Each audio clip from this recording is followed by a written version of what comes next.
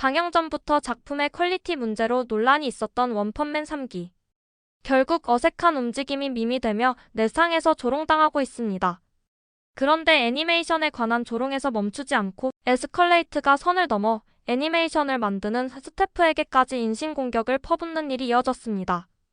결국 원펀맨 3기의 감독인 나가이 신페이가 자신의 X에 글을 게시합니다. 조금 아쉬운 소식이 있습니다.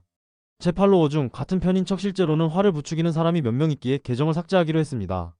제 발언의 문맥을 무시하거나 NDA를 위반하는 코멘트를 끌어내거나 이익을 목적으로 삼는 등 그들의 행위를 용인할 수 없고 간과할 수 없습니다. 이제까지 팬 여러분을 위해 성심성의껏 최선을 다했지만 이번 프로젝트에 관해서는 이런 환경에서 일을 계속하는 것은 무리라고 판단했습니다. 가장 고통받는 건 언제나 진짜 팬입니다.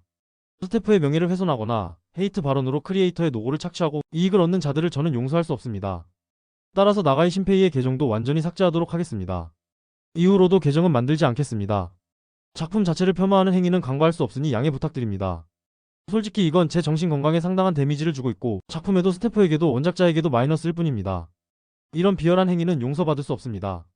정말 친절하게 대해주신 팬 여러분께 감사와 사과를 드리고 싶습니다. 정말 즐거웠습니다. 그리고 이 글을 올린 직후 실제로 계정을 삭제했습니다. 나가이 감독은 3기 시작 전부터 이런 상황이 될 것을 인지하고 팬들과 소통하려 노력했기에 이 결정을 더 안타깝게 보는 사람들이 많습니다. SNS가 등장한 이후 팬과 창작자의 거리가 너무 가까워지며 만화가와 팬, 애니메이터와 팬 사이 이런 류의 분란은 계속 발생하고 있습니다. 절대 다수가 프리랜서이며 관계자들이 얽혀있다 보니 대응도 어려워 이런 비난을 홀로 감당해야 합니다. 트위터 시절 비슷한 상황에 블리치를 그린 만화가 쿠보 타이토가 팬을 향해 던진 발언도 유명하죠. 어차피 실패의 리스크는 창작자가 안고 가게 될 일인데도 자신의 입맛에 맞지 않는다고 팬심을 빙자해 이뤄지는 사이버 불링이 작품에 어떤 도움이 된다는 걸까요? 지구의 운동에 대하여의 작가 우오토의 원작 만화를 바탕으로 음악 등으로 잘 알려진 이와이자와 켄지 감독이 참여한 백엠.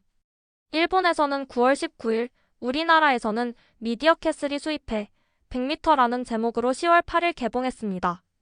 하필 체인소맨 레제편과 같은 날 개봉하는 바람에 언급이 덜 되는 감이 있지만 이번에도 특기인 로토스코핑을 사용해 실감나는 육상 경기를 스크린에 재현해냈고 특히 영화 클라이맥스 3분 40초에 달하는 롱테이크에만 작화 매수를 9,830장 사용한 걸로 알려져 얼마나 작화에 진심인지 증명하기도 했죠.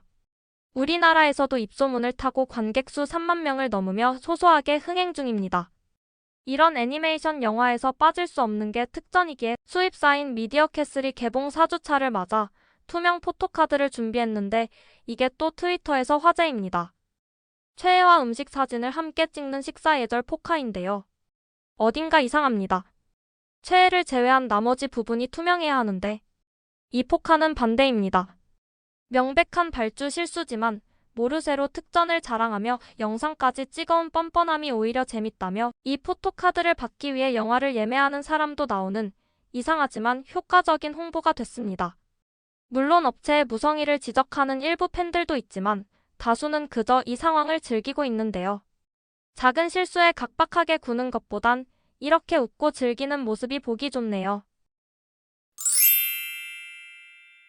2025년 2월 만화 잡지 청기사가 리뉴얼과 함께 당해 잡지에서의 신부 이야기 연재 종료를 알렸습니다.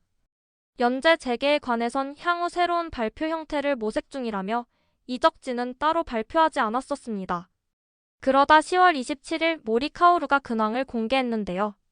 유키와 리소우라는 독립 출판사를 설립했고 신부 이야기는 앞으로는 이 출판사를 통해 발매된다고 합니다. 모리카오루는 신부 이야기 연재 중단 이후로도 만화 작업을 계속하고 있었으며 단행본도 이전과 같은 페이스로 계속 출판할 것이라고 밝혔습니다. 또 엠마의 복강과 셜리 3권 역시 이 출판사를 통해 발매될 예정이라고 알려 팬들을 설레게 만들었는데요.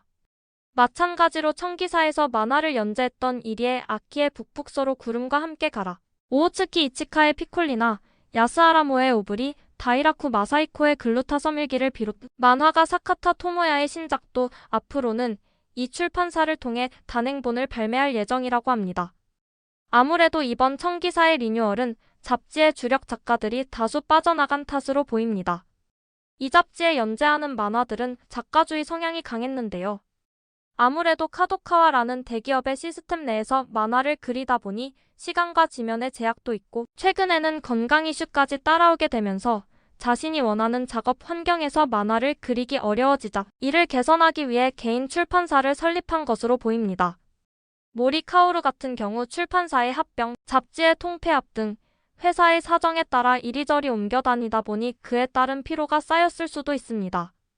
단행본 인쇄가 작가들의 주 수입원이다 보니 굳이 잡지를 통해 연재를 계속해야 할 필요성을 느끼지 못했을지도 모르죠. 만화가가 개인 출판사를 설립하는 게 없는 사례는 아니지만 이렇게 언더그라운드 작가들을 모은 성향이 확실한 출판사는 새로운 시도처럼 보입니다.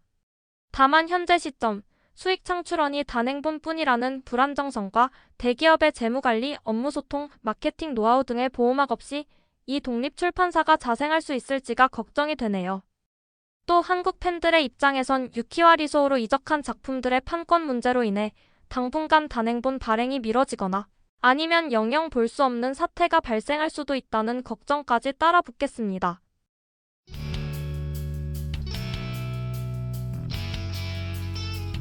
짧지만 즐거운 시간 되셨길 바라며 구독과 좋아요 부탁드립니다. 다음 영상으로 찾아오겠습니다. 감사합니다.